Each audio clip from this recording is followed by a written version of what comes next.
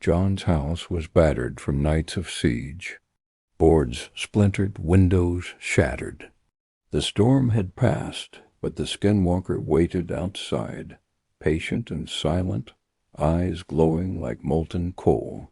He gripped his rifle, hands shaking, heart pounding. When it lunged through the darkness, he fired.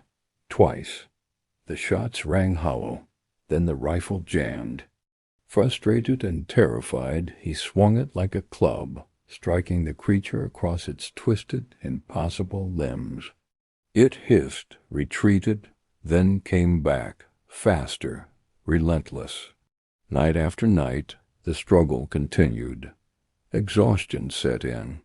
Every barricade, every strike, every ounce of courage, it wasn't enough. On the final night it slipped past him, impossible angles, inhuman strength. Its cold hands closed around his chest. His vision blurred, the phone's flickering symbols, spelling his name as if counting down. And then, nothing. Silence. The house empty. The symbols on the phone vanished. But somewhere, in the dark beyond the door, something grinned. And John's soul was gone. The wind howls, a mournful cry that seems to carry the whispers of the damned. It rattles the windows of my homestead, each gust a reminder of what waits outside. The storm has passed, but it left something behind, something ancient and hungry. I've known for days they were out there, circling, testing the defenses I'd spent a lifetime building. But these walls of wood and stone are nothing against a hunger that has festered for centuries. My name is John, and this is my last stand. I can hear them now, not just their whispers on the wind, but the sickening scrape of claws on wood, the guttural clicks that echo their stolen voices.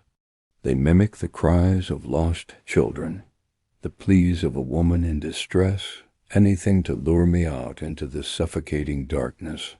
But I know their tricks. I've read the old stories, the warnings passed down by those who came before me. The skinwalkers.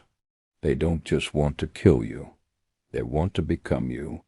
They want to peel away your life, your memories, your very skin, and wear it as their own. My rifle feels heavy in my hands, a cold comfort against the sweat on my palms.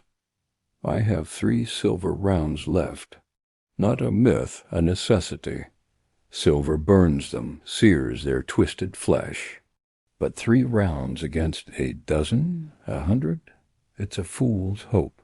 I peer through a crack in the boarded-up window. Eyes, dozens of them, glowing with malevolent green light, float in the darkness just beyond the porch. They aren't hiding anymore. They're closing in. The front door groans, the wood splintering under a relentless assault. I back away, my heart a frantic drum against my ribs. There's no escape. The phone line was the first thing to go. The truck's engine was torn apart days ago. This homestead, my fortress, has become my tomb. I won't go down whimpering, though. I've lived my life on my own terms, and I'll end it the same way. This is my home. They will have to earn it. The sound of shattering glass from the living room makes me jump. One of them is inside. I hear it, a wet, dragging sound, the clicking of its unnatural limbs on the hardwood floor. It's mimicking my wife's voice, a sweet, soft melody that died with her 5 years ago. The profanity of it, the sheer violation, fills me with a cold, pure rage that burns away the fear. I raise the rifle, the iron sights steadying on the doorway. "Come on, then," I whisper into the suffocating silence. "Come and get it." The first shape lurches through the doorway. It's a grotesque mockery of a man, its limbs too long, its head twisted at an impossible angle. I fire. The silver round hits it square in the chest. and it shrieks a sound that is both human and not, as it thrashes and dissolves into black smoke and the stench of burnt hair. One down, but then they are everywhere, pouring through the broken window, crashing through the weakened door. A chaotic symphony of snapping bones and guttural snarls. I fire my second shot, then my third.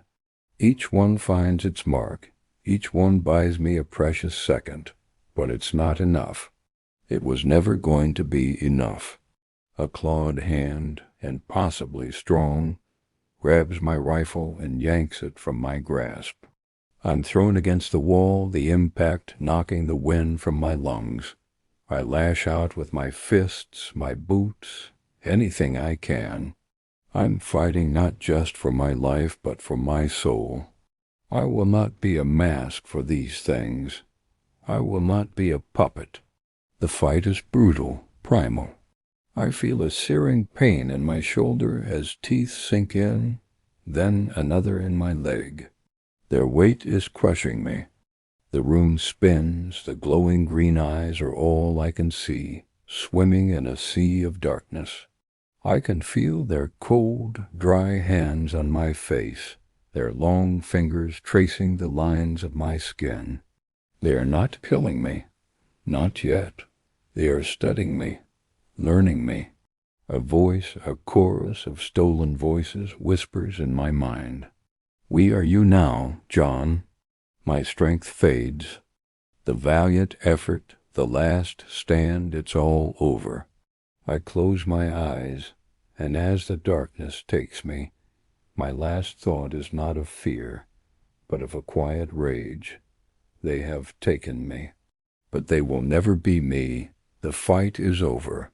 My story, however, has just begun for them to tell.